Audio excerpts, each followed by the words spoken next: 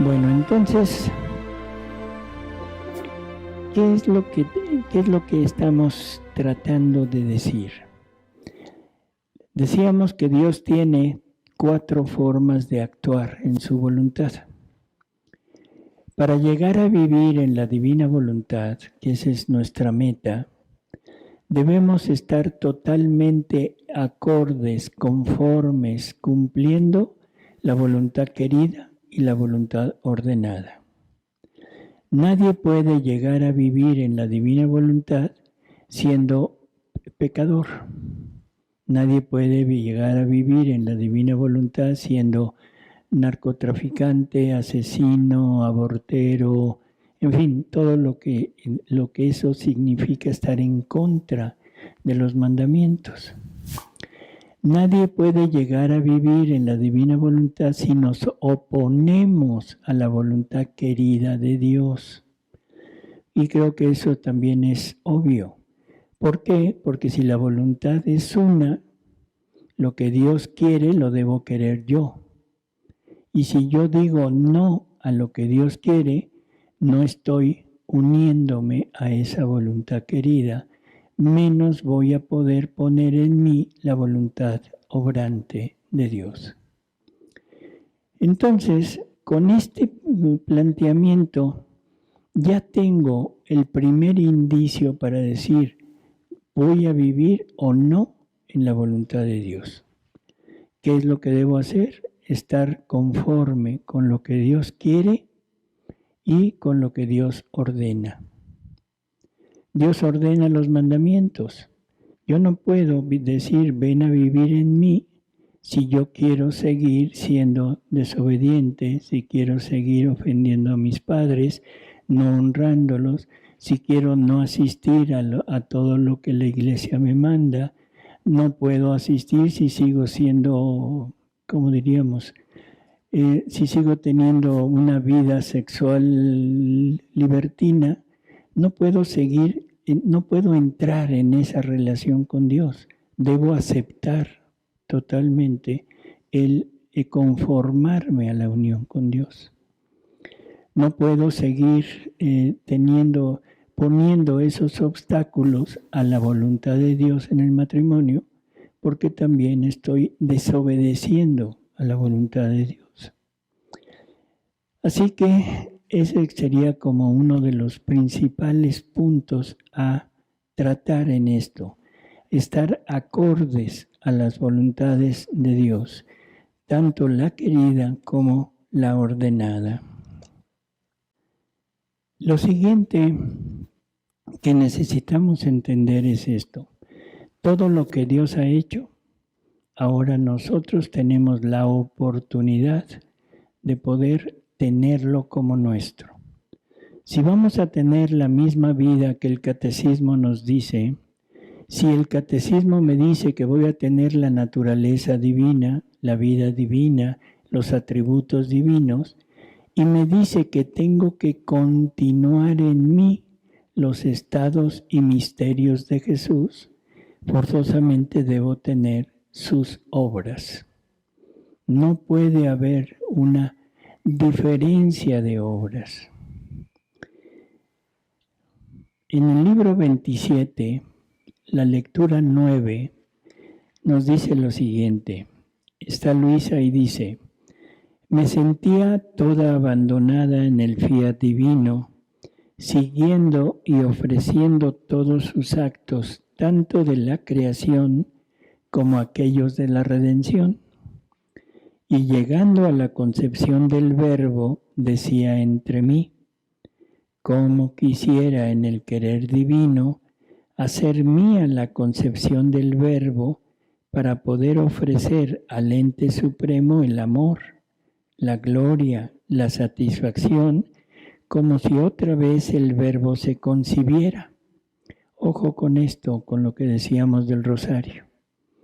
O sea, está Luisa diciendo, como quisiera en el querer divino, o sea, en el acto único de Dios, hacer mía la concepción del Verbo y para poder ofrecer al ente supremo, o sea, la divinidad, la gloria, la satisfacción, como si otra vez el Verbo se volviera a encarnar. O sea, estar tomando aquel acto para dárselo, pero en acto, para que lo vuelva a vivir. ¿Sí? Eso es lo que Luisa está queriendo, deseando hacer. Y entonces Jesús le dice, hija mía, en mi divina voluntad, el alma tiene todo en su poder, todo en su poder.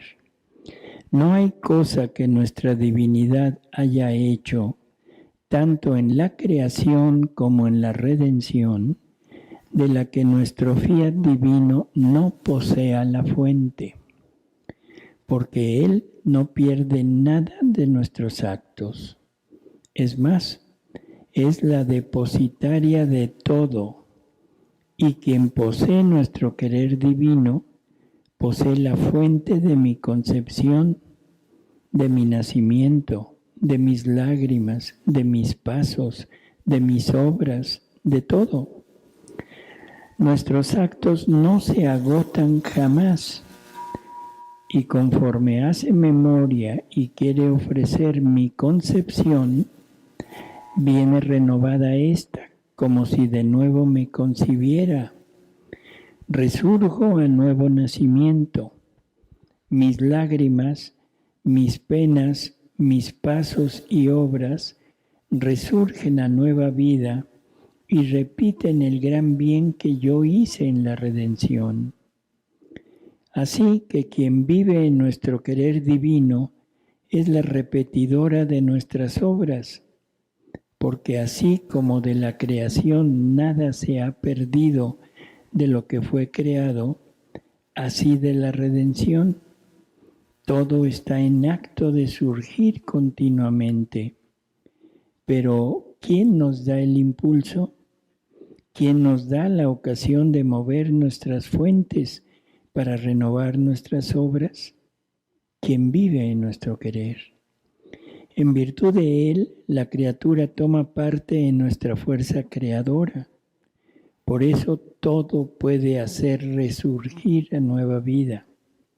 Ella, con sus actos, con sus ofrecimientos, con sus súplicas, mueve continuamente nuestras fuentes, las cuales, movidas como por un agradable viento, formando olas y desbordando fuera nuestros actos, se multiplican y crecen al infinito.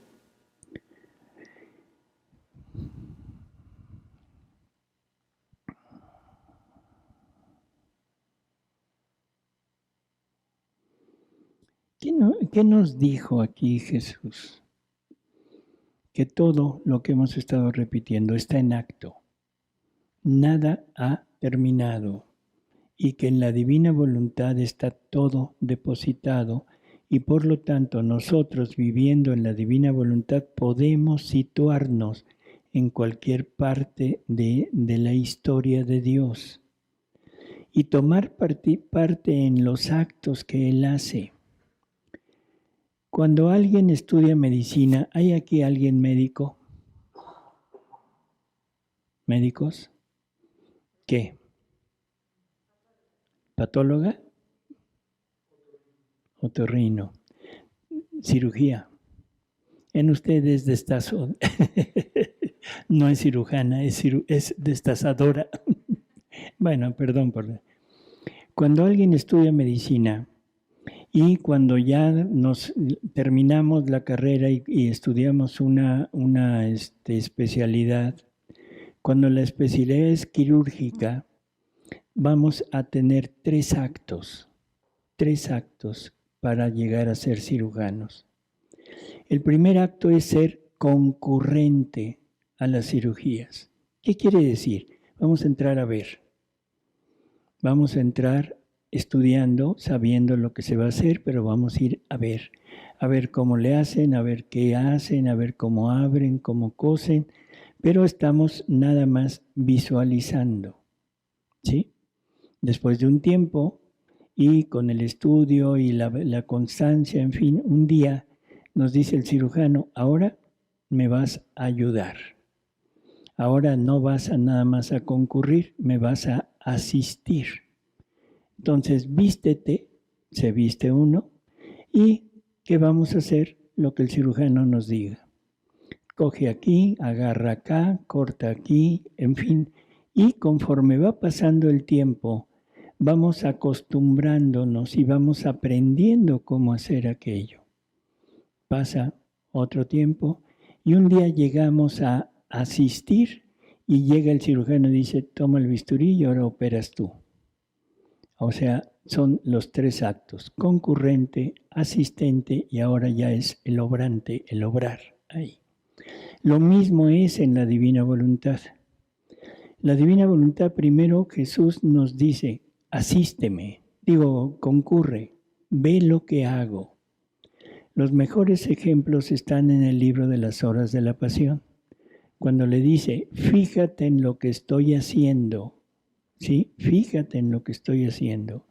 O sea, ¿para qué? Para que veas lo que me costó, para que veas lo que hice en este trabajo de la redención.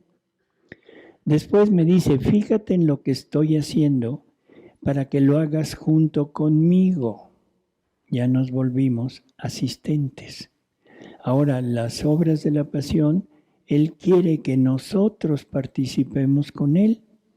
Y si se acuerdan del catecismo que vimos ayer, el 521, que decía que debemos continuar y cumplir en nosotros los estados y misterios de Jesús.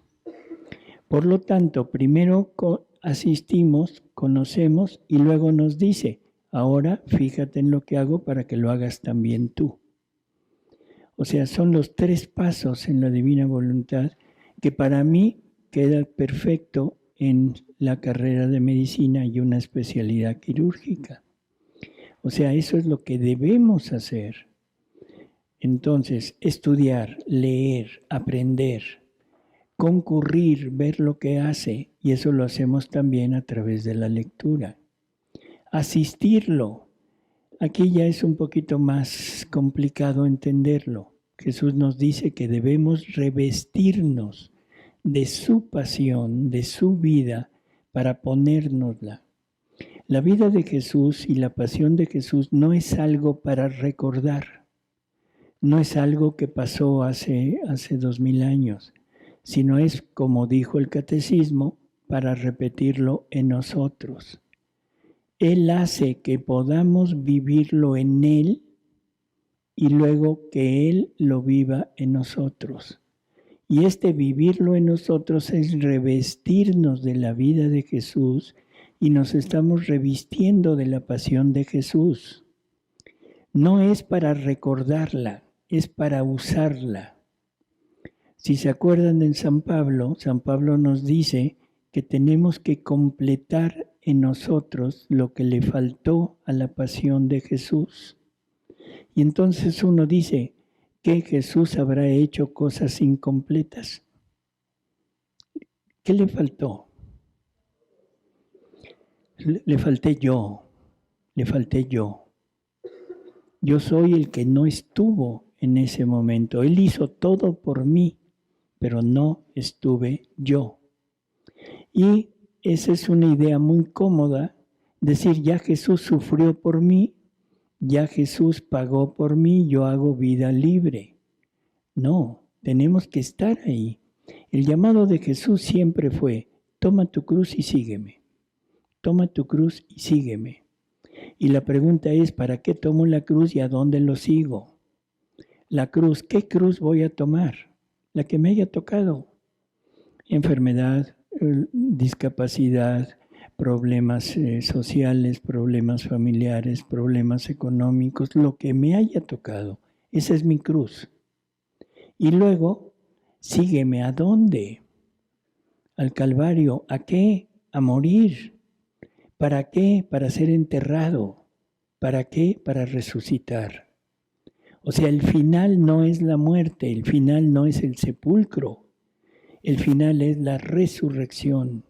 Pero esa resurrección con vida nueva, con vida gloriosa, no la vida que tenemos nosotros, que ya dijimos que es muerte lo que traemos cargando. Sí, la humildad es soberbia. Luego, la confesión no es un acto de humildad.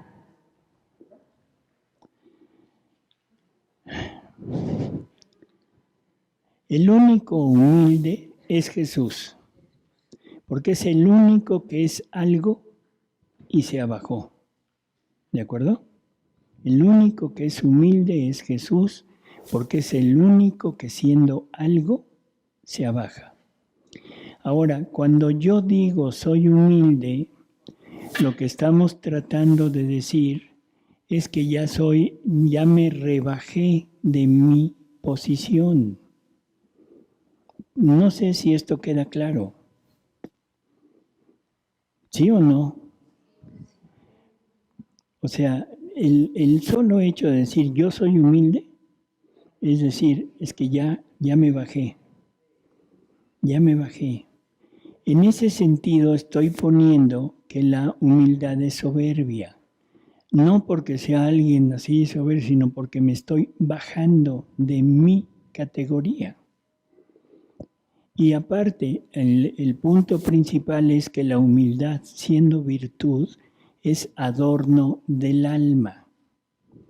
Adorno del alma. Todas las virtudes son adornos del alma, son medallitas como en la escuela, de conducta, de matemáticas, de en fin, son medallitas que nos van poniendo, pero no son vida de la criatura, no son vida de la criatura, porque la vida en la criatura, la vida debe de estar funcionando en todos nuestros actos.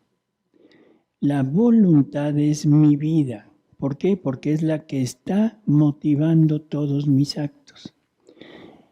La ciencia nos dice que hay actos involuntarios, total y absoluto desconocimiento de lo que están diciendo. No hay nada que no salga del movimiento de la voluntad, puesto que es el motor de nosotros. Es el motor que mueve todo nuestro ser. Hay actos que son inconscientes, no tengo conciencia de ellos. Yo no tengo conciencia del latir de mi corazón, menos tengo conciencia de lo que está haciendo mi riñón ahorita para eliminar ahí materias que me hacen mal. Yo no tengo conciencia de qué hace mi intestino cuando como, menos tengo conciencia de lo que están haciendo mis células, ¿sí? Pero sin embargo están haciendo actos de respiración, actos de alimento, de alimentarse, de excretar, de reproducirse. Y esos actos los está haciendo la voluntad. ¿Sí? O sea, es la que está poniendo en funcionamiento todo lo que es mi ser.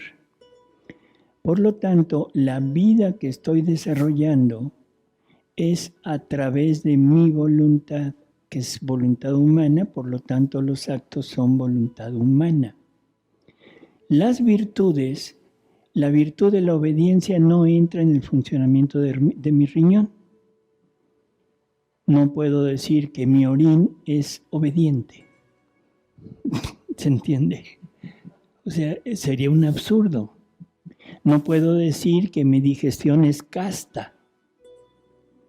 O sea, estamos hablando tonterías. ¿De acuerdo? Ah, ya me dijeron tonto. Está bien. O sea, entender que no forman vida. Vida. Por lo tanto, todo lo que es virtud se queda como adorno del alma y no transforma al alma. Simplemente le da méritos, pero no transforma la vida de la criatura. Ya se me olvidó la pregunta. Era que si la humildad es soberbia, luego la confesión no es un acto de humildad. ¿Y entonces por qué dije todo esto? No sé. No, yo creo que ya el descanso lo necesito yo. ¿Sí yo?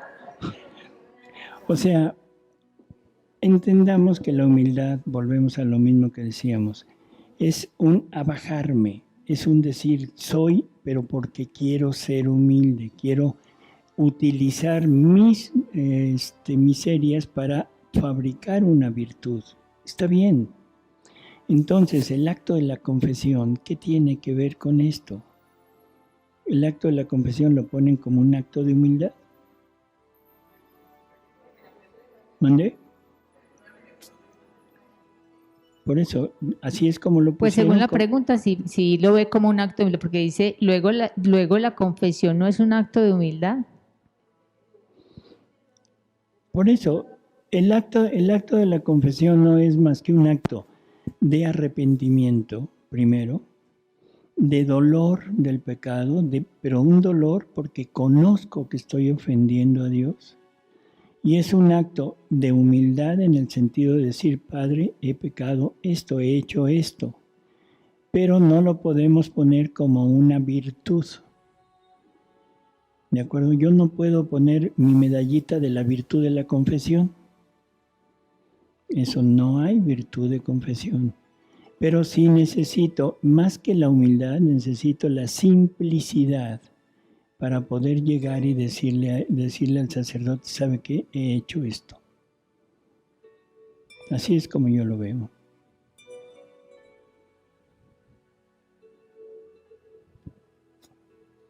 Otra dice, en la primera de Tesalonicenses 2:21, dice tomar lo bueno.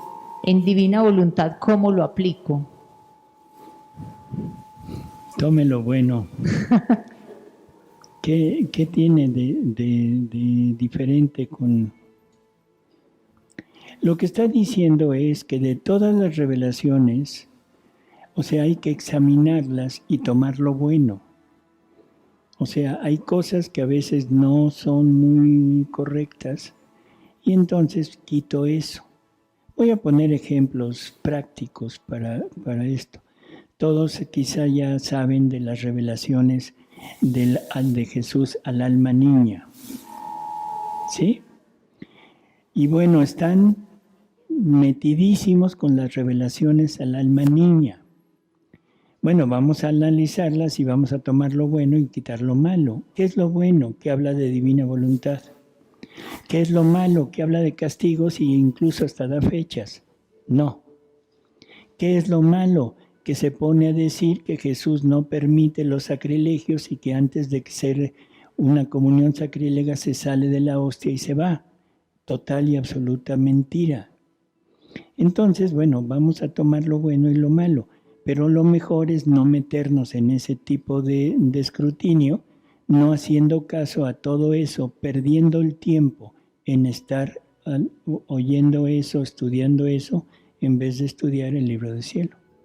O sea, no tiene, uno no puede hacer ese discernimiento mental, o sea, tengo que, es que no sé cómo en las palabras, como en divina voluntad, digamos, cuando uno estudia la Biblia, realmente esa la hice yo y estoy como metida en un lío porque cuando uno habla de divina voluntad, yo me refería como, yo entiendo que en las revelaciones públicas y en las revelaciones privadas está bien que haya que hacer tomar, sí, pero en divina voluntad, así como cuando yo empecé, por decir alguna catequesis, aunque esto es un don que yo debo conocer que existe y estudiarla para, en divina voluntad no cabe Entendí. O sea, por favor, nada más, en la divina voluntad no hay malo. O sea, dígame qué malo hay en la divina voluntad. Entonces no tenemos por qué tomar lo bueno y desechar lo malo.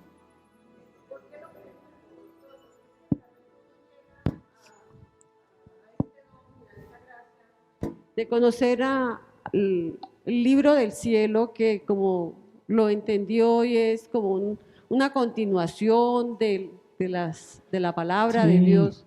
Entonces eso no tiene uno por qué objetarlo. ¿Por qué qué? No tengo por qué objetarlo yo, o sea, tengo que aceptarlo y creerlo. Aquí el problema es que es una revelación privada. O sea, lo que la iglesia dice como revelación privada. O sea, es que necesitamos hablar mucho sobre revelaciones. O sea, la revelación pública no ha terminado. Punto. ¿Por qué no ha terminado? No porque lo diga yo. La misma Iglesia lo dice. La revelación privada está completa, no le falta nada, porque la revelación privada habla de la persona de Jesús. Toda la revelación privada nos lleva a Jesús como el único mediador entre Dios y la criatura. Totalmente de acuerdo. No habrá otro redentor, no habrá otro intermediario, no. Pero no está totalmente explicada. Y esa explicación es lo que viene ahora. No es una nueva revelación, es la explicación de la revelación anterior. Vamos a continuar. Y ahora sí vamos a entrar en el tema. Pero para intentar describir el cielo, o sea, vamos a ver, para saber qué debemos vivir del cielo aquí, pues primero necesitamos entender qué es el cielo. Entonces, describir el cielo, pues no es sencillo, es algo que está como fuera de nuestro alcance. Sin embargo, hay dos seres que han sido ascendidos al cielo.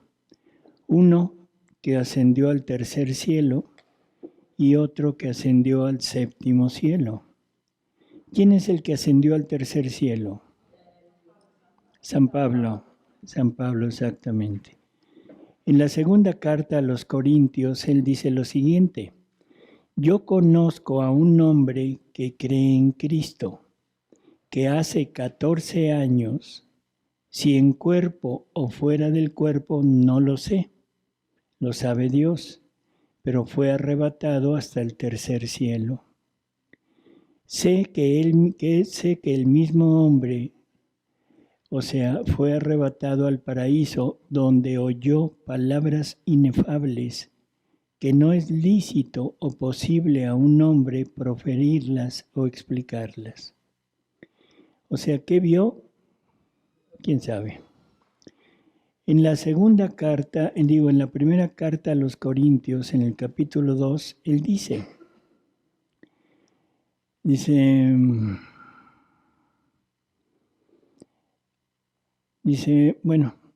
mientras estuve ahí entre vosotros, estuve siempre con mucha pusilanimidad o humillación, mucho temor y en continuo susto. Mi modo de hablar y mi predicación no fue con palabras persuasivas de humano saber, pero sí con los efectos sensibles del Espíritu y de la virtud de Dios, para que vuestra fe no se funde en saber de hombres, sino en el poder de Dios. Predicamos la sabiduría de Dios en el misterio de la encarnación, sabiduría recóndita, la cual predestinó y preparó Dios antes de los siglos para gloria nuestra.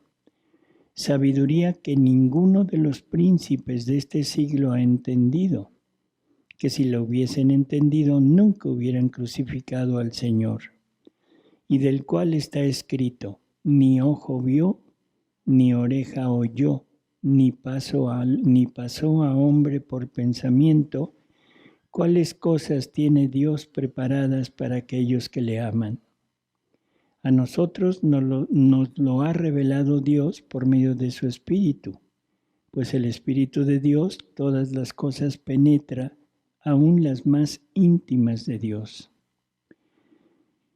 Si recordamos la historia de San Pablo, o sea, un judío de hueso colorado, que perseguía a los cristianos, o sea, porque los pensaba que eran una secta, y había pedido permiso de ir a Damasco, un lugar, para traer a los cristianos, o sea, presos, para matarlos. Eso era la finalidad. Trataban de acabar con esa secta. Sin embargo, en el camino, o sea, fue tomado por Dios, o sea, Dios lo toma de repente. Algunos dicen que es una luz y una voz, otros dicen que lo tumbó del caballo, quién sabe si iba a caballo, no sabemos. El caso es que en términos generales lo detienen y él oye una voz que le dice, ¿por qué me persigues? Él pregunta, ¿quién eres? Él le dice, Jesús, y hasta ahí el relato. Queda ciego, después de eso ya no puede ver, y lo conducen a una población cercana. Ahí en esa población, o sea, hay una persona, un cristiano, que recibe un mensaje de Jesús y le dice, ve a ver a Saulo, para que que le prediques, que le digas lo que debe hacer, y aparte para que lo cure. San Pablo al mismo tiempo recibe un mensaje que le dice, te van a venir a visitar. Llega esta persona, está con Saulo en aquel tiempo, y le imponen las manos, se le caen unas como escamas, a lo mejor no eran escamas, quién sabe qué, simplemente se dice, pero recobra la vista. En ese lapso de tiempo, del momento que Dios lo detiene en el camino y el momento en que se le abren los ojos, es cuando es ascendido al cielo. ¿Qué vio? ¿Qué oyó? No lo dice. Dice cosas inefables, ni ojo vio, ni oído escuchó, pero seguramente, ¿qué habrá visto? Actos en la divina voluntad. ¿Por qué actos en la divina voluntad? Porque eso es lo que hay en el cielo. En el cielo no hay otra cosa más que actos en la divina voluntad y las consecuencias de esos actos. Y en esos actos se entiende quién es Cristo, quién es Jesús al que persigue, y cambia de la noche a la mañana. O sea, totalmente otro, 180 grados de cambio. De perseguidor se convierte en el pilar de nuestra iglesia, porque realmente es Pablo quien funda nuestra iglesia. Pedro funge como papa, Pedro funge como cabeza de la iglesia, Santiago funge como cabeza de la iglesia en Israel, pero el que realmente extiende, el que pone los fundamentos de la iglesia es Pablo, y todavía hasta la actualidad. Las lecturas de la misa casi siempre son de Pablo. Pablo es el que corrige a Pedro cuando Pedro quiere combinar algo parecido a lo que hablábamos hace rato. O sea, Pedro quiere seguir con la religión judía, con las normas o ritos de los judíos, y los quiere introducir en el cristianismo. La circuncisión, el abstenerse de los animales impuros, en fin, todo lo que hacían los judíos. Y tiene que venir Pablo, un laico que no tiene nada que ver con la iglesia, a corregirlo. En parte accede Pedro y Santiago, que eran las cabezas, pero todavía siguen puestos, la palabra es necios, siguen necios en seguir combinando. O sea, impiden el comer carnes inmoladas a los ídolos y el tomar la sangre. Y tiene que ser Dios mismo quien lo corrija ahora. Cuando le bajan la manta, no sé si recuerdan ese pasaje. O sea, está Pedro, baja una manta con animales impuros y una voz que le dice, come. Y entonces Pedro todavía se resiste y dice, Señor, yo nunca he comido animales impuros. Y entonces Dios lo corrige otra vez y le dice, tú no llames impuro lo que yo ya he purificado. Así que no muelas y come. Punto. No muelas y come. Pero lo que nos estamos mostrando es que San Pablo es, vuelvo a repetir, la cabeza de la iglesia y subió hasta el tercer cielo. El otro es San Juan. San Juan sube ¿a cuál cielo? Al séptimo cielo. Nunca nos dijo que vio, pero lo podemos entender a base de sus escritos. Por ejemplo, en el Evangelio, en el prólogo del Evangelio, el capítulo 1 del Evangelio, dice, bueno, antes que eso, la descripción de que fue ascendido, está en Apocalipsis 4. Ahí dice, después de esto miré, y he aquí que en éxtasis vi una puerta abierta en el cielo, y la primera voz que oí, como de trompeta que hablaba conmigo, me dijo, sube acá y te mostraré las cosas que han de suceder en adelante. Al punto fui elevado o arrebatado en espíritu, y vi un solio colocado en el cielo y un personaje sentado en el solio. Y el que estaba sentado era parecido a una piedra de jaspe y de sardio o granate, y en torno del solio un arco iris de color de esmeralda. Entonces, ¿qué fue lo que pudo ver? Vamos a ver el prólogo del Evangelio de él. Dice, en el principio era el Verbo, y el Verbo estaba con Dios, y el Verbo era Dios. Esto no se conocía en el Antiguo Testamento.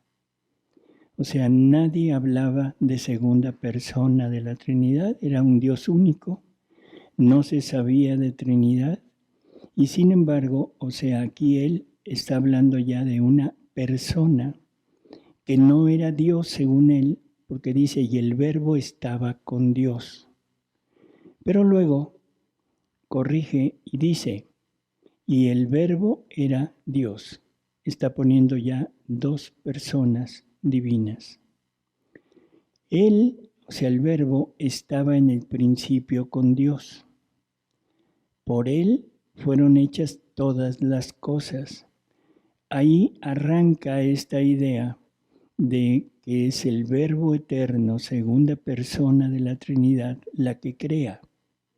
No, quita la figura del Padre, no entiende todavía, pero bueno, quita la figura del Padre y pone al Verbo eterno como el creador de todas las cosas. Dice, sin él no se ha hecho cosa alguna de cuantas han sido hechas. En él estaba la vida, y la vida era la luz de los hombres, y esta luz resplandece en medio de las tinieblas, y las tinieblas no la han recibido. ¿Qué está poniendo aquí? Que ese Verbo eterno ahora viene a los hombres. ¿En figura de quién? De Jesús. Ahora ya pone del punto en que el Verbo eterno es Jesús. Dice, el Verbo era la luz verdadera que alumbra a todo hombre que viene a este mundo. En el mundo estaba y el mundo fue por él hecho. Dice, y con todo el mundo no le conoció. Vino a su propia casa y los suyos no le recibieron. Pero a todos los que le recibieron, que son los que creen en su nombre, dióles el poder de llegar a ser hijos de Dios, los cuales no nacen de la sangre ni de la concupiscencia de la carne, ni del querer de varón, sino que nacen de Dios por la gracia. Y para eso el Verbo se hizo carne y habitó en medio de nosotros, y nosotros hemos visto su gloria, gloria cual el unigénito debía recibir del Padre, lleno de gracia y de verdad. El Hijo unigénito existente en el seno del Padre, él mismo en persona es quien le ha hecho conocer a los hombres. Si se dan cuenta, aquí, o sea, Juan está revelando el gran misterio de Jesús. O sea, el Verbo eterno era Dios, el Verbo eterno estaba en Dios, el Verbo eterno toma carne, todo fue creado por él, vino a este mundo, no lo recibieron, pero es la luz de todos nosotros, es la luz de todos los seres creados que somos nosotros. Bueno, eso es ahí en el Evangelio. Hay un pasaje que es, a mi gusto, hermosísimo, que está en María Valtorta, en el Evangelio como me fue revelado. Jesús, para escoger ya a sus discípulos como apóstoles, erigirlos como apóstoles, se los lleva al monte y los pone a cada uno en una cueva. Y les dice que no salgan de esa cueva y que estén totalmente en silencio y que estén en continua oración y meditación. Cada uno se va a la cueva que Jesús les da. Pasan varios días, o sea, Jesús les lleva un poco de comida. Ojo con esto, la comida entorpece al espíritu. El corazón, el estómago lleno no permite que el espíritu se eleve. Y bueno, a veces nos llenamos un poco de más, ¿sí? Pero en fin. Y Jesús les lleva un poco de comida durante esos días. Y al cabo del tiempo que están ahí, ya Jesús los llama y empiezan a salir. Y cada uno va diciendo lo que entendió. O sea, qué fue lo que conoció de Jesús, qué fue lo que conoció de Dios. Pero Juan no sale. No sale y no sale hasta que por fin va Jesús por él y lo encuentra dormido. Lo despierta. Aquel todavía entre sueños piensa que está en su casa con su mamá y le dice, ya voy, mamá. Y entonces Jesús lo toma y le dijo, sí, Juan, o sea, vente. Ya cuando él ve a Jesús que ya despierta, bueno, ya le empieza a contar lo que vio. Y lo que vio es curiosísimo. Vamos a escucharlo. Dice, todos mis deseos, todos mis llantos, todas mis preguntas, las he derramado en tu seno divino, Verbo de Dios. No ha habido jamás palabra alguna entre las que de ti oí, tan inmensa como la que me dijiste aquí. Jesús no había oído, es simplemente en esa etapa de meditación, en esa etapa de silencio, en donde Jesús le habla y le dice, tú, Hijo de Dios, tú, Dios como el Padre, tú, Dios como el Espíritu Santo, tú que eres el eje de la Trinidad, que tal vez blasfemo, pero así me parece, porque si tú no fueses el amor del Padre y amor por el Padre, entonces faltaría el amor, el divino amor, y la divinidad no sería más trina, y faltaría a ella el atributo de Dios más apropiado, que es su amor. ¿Se entendió? Difícil todas estas palabras. Creo que lo más importante es, tú eres Dios como el Padre. Se está refiriendo al hombre, se está refiriendo a Jesús, humanidad. Tú, Dios como el Padre, Dios como el Espíritu Santo, eres el eje de la Trinidad. ¿Qué es el eje? Es a través del cual se mueven las otras personas. Si Él no existiera, no existiría el amor. Y si no existiría el amor, o sea, definitivamente la divinidad ya no sería trina, y la divinidad no sería amor. Sería un Dios, pero que no es amor. Para entender esto, hay otro pasaje en que Jesús les dice en María Valtorta, hablando de su encarnación, dice que la perfección del amor, dice, mi amor llegó a lo indecible en su perfección, al hacerse hombre. Mi amor llegó a lo indecible en su perfección al hacerse hombre. Ya habíamos hablado algo de esto. O sea, esa comunicación del amor de Dios, de esa necesidad de Dios de comunicar su amor, se satisface en la persona del Verbo. Y entonces es gracias a esa humanidad que toma el Verbo, es como Dios puede realizar esa transmisión del amor, y es en donde se completa prácticamente todo lo que las tres acciones del amor. Por lo tanto, si Jesús no existiera, no hubiera podido existir esa transmisión y Dios no hubiera podido completar su acción del amor, y eso hubiera dejado a Dios sin amar y hubiera dejado a Dios sin ser trino. Esto es lo que la meditación puede hacer. Esto es lo que el silencio puede hacer. Esto es lo que Dios puede comunicarle a una criatura que se entrega a este tipo de práctica, que es lo que quisiéramos como imbuir en nosotros, el silencio. El silencio y esa profunda oración, que no es la oración vocal. No es la oración vocal. Si nos dimos cuenta, al principio dijo, esas palabras que tú me dijiste aquí. Es la oración de hacer que Dios hable y que nosotros lo escuchemos. Entonces tenemos estos dos relatos de dos personas que fueron y han sido ascendidas al cielo. Pero bueno, pues eso es ellos. Pero ¿y ahora? ¿Y nosotros?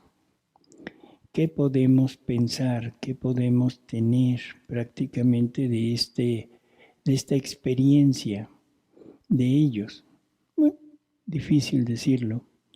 Sin embargo, vamos otra vez con San Pablo. En la carta a los Romanos, en el capítulo 1, nos dice lo siguiente. Dice, en efecto, la cólera de Dios se revela desde el cielo contra toda impiedad e injusticia de los hombres que aprisionan la verdad, pues lo que de Dios se puede conocer, pues lo que de Dios se puede conocer está en ellos manifiesto.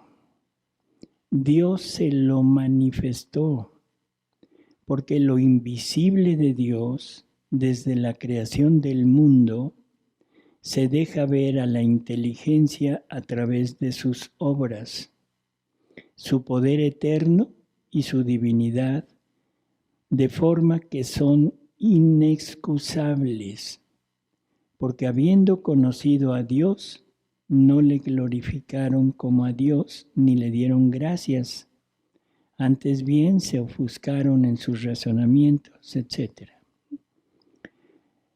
Todo lo que es de Dios lo ha manifestado en su creación, esto que está acá afuera y esto que está acá adentro, porque todo lo que estamos rodeados es creación de Dios.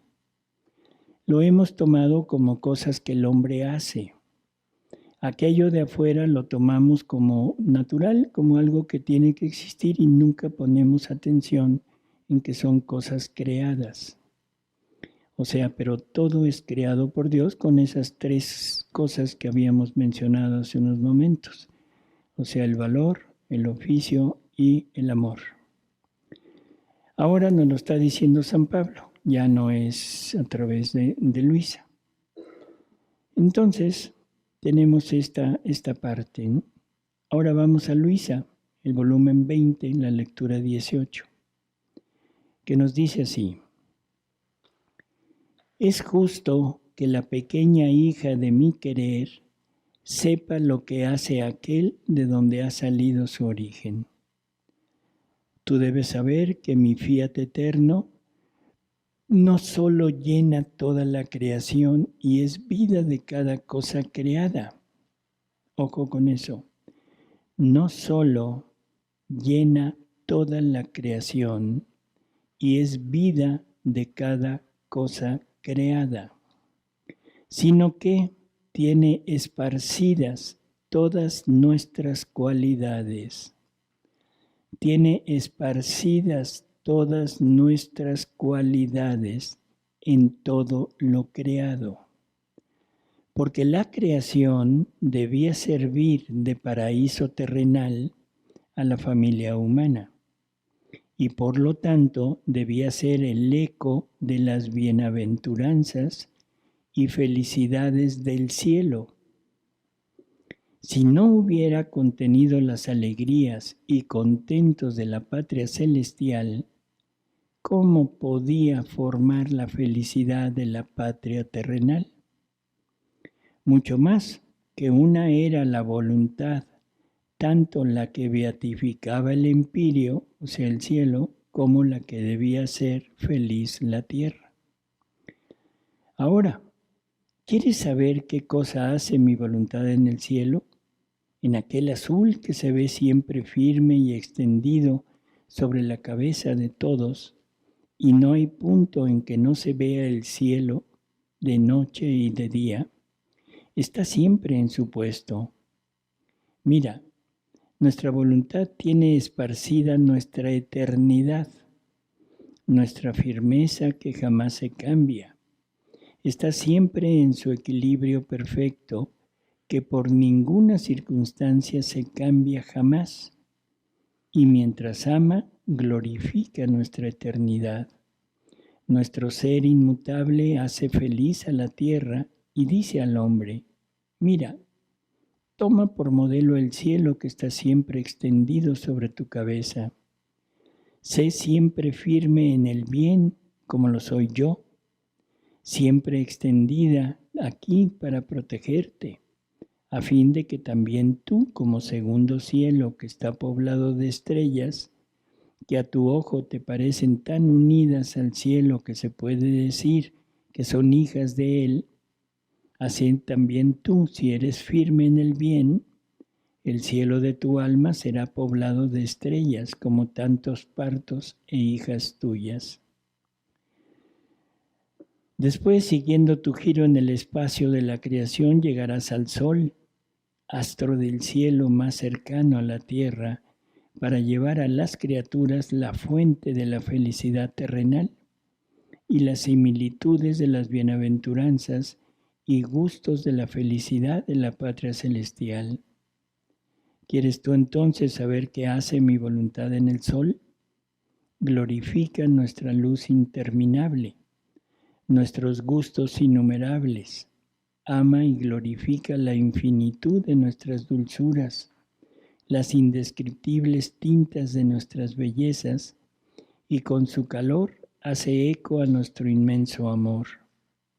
Oh, cómo nos exalta el sol, ama y glorifica nuestro ser divino, y así como nuestra divinidad develaba beatífica con actos siempre nuevos toda la patria celestial, así el sol, eco fiel de su creador, portador celeste de la majestad suprema velada por su luz, en la cual mi voluntad domina y reina, lleva a la tierra la felicidad terrenal.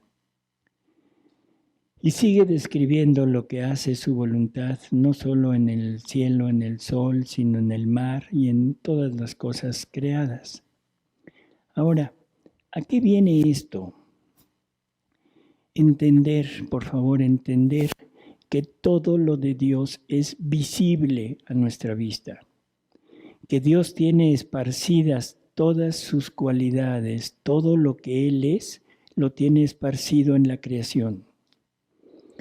Cuando nosotros vemos, por ejemplo, una flor, ¿qué vemos? ¿Qué ven en estas flores? El color, el perfume y todo. ¿Y de dónde saca esta flor ese color? Del sol. ¿Y de dónde saca el sol este color?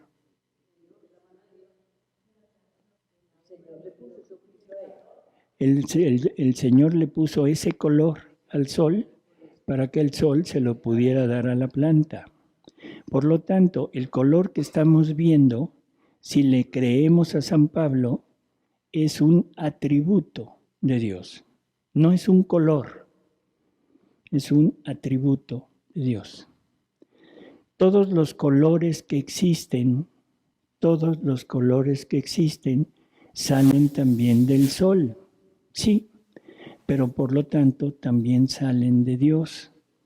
Por lo tanto, Dios nos está manifestando los colores de Él. No los inventó.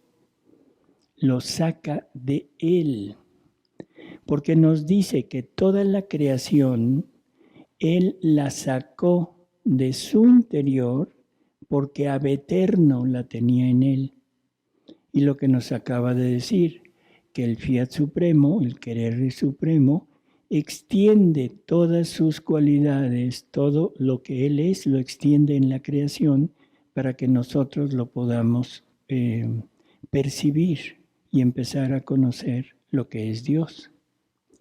¿De dónde saca Dios el aroma de las flores? De Él. Por lo tanto, ¿a qué huele Dios? Por eso entendamos que el conjunto de todas las fragancias que existen salen de Dios. Estamos empezando a percibir el aroma de Dios. Estamos empezando a percibir el color que tiene Dios. Y la textura, o sea, tocamos una planta, una flor, tocamos, no sé, un tallo, tocamos un árbol, tocamos, bueno, una tuna, no creo que quieran tocarla. Pero ¿de dónde sale esa tersura? De Dios. ¿Sí? Estamos percibiendo atributos de Dios. ¿De dónde sale la frescura del viento? ¿De dónde sale el calor del sol? ¿De dónde sale la fuerza de un huracán?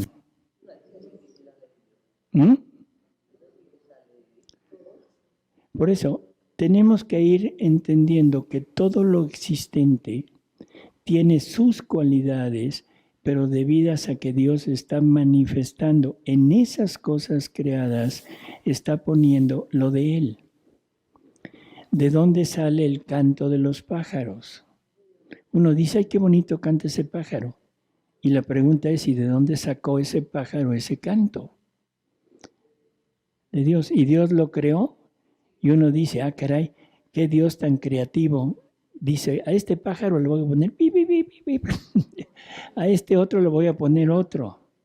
No, es el canto de Dios, es la armonía de Dios que la está depositando en las aves para que nosotros conozcamos las armonías del cielo.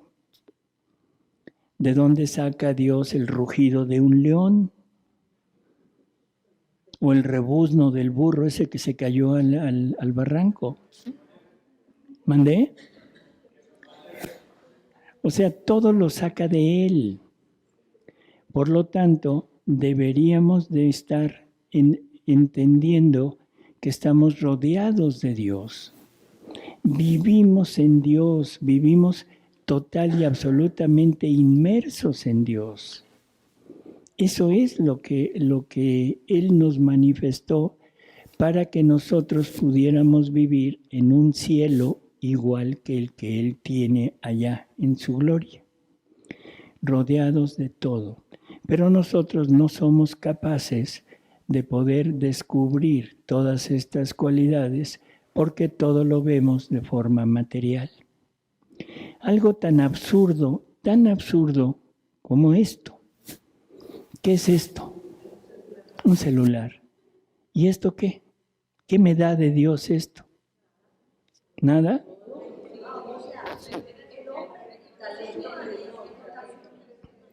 La omnipresencia de Dios está aquí. Dios le puso a la materia. No es que el hombre haya descubierto y haya inventado cómo comunicarme con el chinito que está allá abajo del otro lado de este globo, sino es la omnipresencia de Dios que Dios depositó en estos materiales para que nosotros, descubriéndolos, pudiéramos estar presentes en todos lados. Nos está comunicando su omnipresencia. ¿Se entiende? ¿Y para qué usamos la omnipresencia de Dios? Para ver pura porquería. Para ver pura porquería.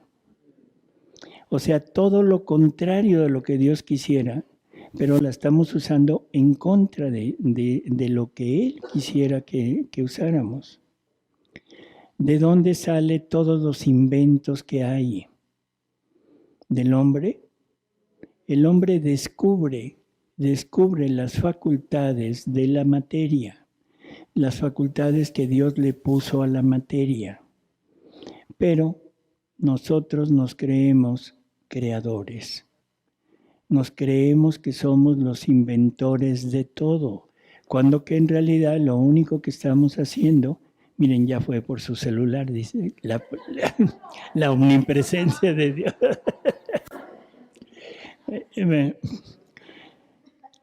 Entonces, por favor, entendamos que estamos rodeados de todo. ¿Qué vemos cuando vemos una mariposa? Ahora vienen los problemas. ¿Qué vemos cuando vemos una cucaracha? O sea, en todo están los atributos de Dios. El problema es que todo tenía que servirle al hombre, pero es a Dios en el hombre, al hombre que Dios creó. Todo tiene una misión para nosotros, pero con Dios en nosotros. En el momento que Dios ya no está, ya no nos reconoce, y entonces por eso es que se vuelve incluso nocivo a nosotros. ¿Sí? Pero en realidad todo lo que Dios creó es bueno. Si leemos el relato del Génesis, ¿qué decía? Dios hizo esto y esto y esto y vio que era bueno. Dios no creó una amiba para que me dé diarrea. ¿O sí? Dios no creó una bacteria para que me dé una infección. O sea, entendámoslo, Dios no es nocivo. El problema es que nosotros nos volvimos nocivos para la creación y por lo tanto ahora la creación nos trata como enemigos. Y por eso es que estamos a merced de aquello. ¿Sí vamos entendiendo? Bueno, entonces todo lo que Dios ha creado es para mostrarnos lo que Él es, para darnos su amor y para darnos un beneficio, un uso para nuestra vida.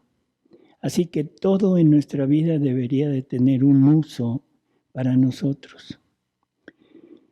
Cuando nosotros nos separamos de Dios, vuelvo a repetir, lo alejamos a Él y entonces la creación ya no me reconoce. ¿Qué necesitamos hacer? Empezar a entender quién es Dios y qué es todo lo creado. Pero ¿cuál es la obra principal de Dios? El hombre, el ser humano. Si en todas las cosas creadas Dios puso un amor, puso un oficio y puso un valor, ¿qué habrá puesto en nosotros? Se puso todo Él, todo Él. ¿Y qué hacemos con nosotros mismos? Nos denigramos, volviéndonos lo que somos. Denigramos a los otros pensando que son enemigos, que no nos caen, que me cae mal, que tengo que superarme, que tengo que superarlo, en fin, estamos en contra de nosotros mismos. Estamos total y absolutamente en contra de lo que Dios creó y de lo que Dios quería hacer de nosotros. Hemos llegado a tal punto que ya renegamos aún de lo que somos y ahora queremos ser otra cosa. ¿Se entiende lo que estoy diciendo, verdad? Ahora quiero ser leopardo. Ya saben lo que hacen para ser leopardos. Ahora quiero ser de otra raza. Y ya saben lo que se hace para ser de otra raza. Ahora ya no me gusta ser lo que soy, ahora quiero ser lo contrario. Ya saben lo que estoy diciendo. O sea, ahora quiero ser mujer. Ahora quiero ser hombre. O sea, estamos total y absolutamente idiotizados, esa es la palabra, idiotizados por el enemigo, que lo único que está haciendo es destruyendo la creación de Dios y lo único que quiere es destruir el plan de Dios de formar su reino en nosotros. Y ahora pensamos que ser nosotros es lo máximo. Ser médico, wow. Ser ingeniero, bueno. Ser diputado, ¿sí? Ser gobernador, ser ingeniero de sistemas. En fin, y pensamos que con eso estamos ya en la cumbre de la cumbre. Perdón, cada vez que esto lo ponemos en nosotros, lo que estamos haciendo es denigrar el plan de Dios. El día de hoy vamos a hacer una pequeña práctica para ir como tratando de reconocer a Dios en las cosas creadas. ¿Les parece? O sea, vamos a ir poco a poco recorriendo cosas para ir teniendo esa experiencia de Dios en todo lo creado. Bueno, no en todo, aquí no tenemos todo lo creado, pero cuando menos en lo que podamos visualizar, en lo que podamos llegar a ver, a tocar, a oler, para ir poniendo en nosotros algo de Dios, a ver si se despiertan nuestros sentidos espirituales, para ir entendiendo poco a poco que lo bello, lo realmente útil es lo natural, no lo artificial. La naturaleza es el punto preciso para conocer a Dios. Por eso es que la gente de campo es más espiritual, más acercada, más fácil de llegar a Dios que la gente de ciudad. La gente de campo se divierte con lo creado. La gente de la ciudad se esconde para ser feliz. Se esconde en un cuarto cerrado con una música estridente y luces que lo único que hacen es volvernos idiotas, porque esa es la palabra. O sea, no. Y luego recurrimos, esto es especial, a veces recurrimos a sustancias tóxicas, dizque para encontrar a Dios. Qué cosa tan absurda que tengamos que recurrir a la droga al salir de mis sentidos, al perder el contacto con lo que Dios es, para disque encontrarlo. Ese es el enemigo que nos está dando como dulcecitos para decir, mira, toma, ven, y nos va jalando, y nos va jalando, y nos va jalando. Por favor, entendamos. A Dios lo conocemos a través de lo creado, a través de lo de Él. ¿De acuerdo? Vamos afuera.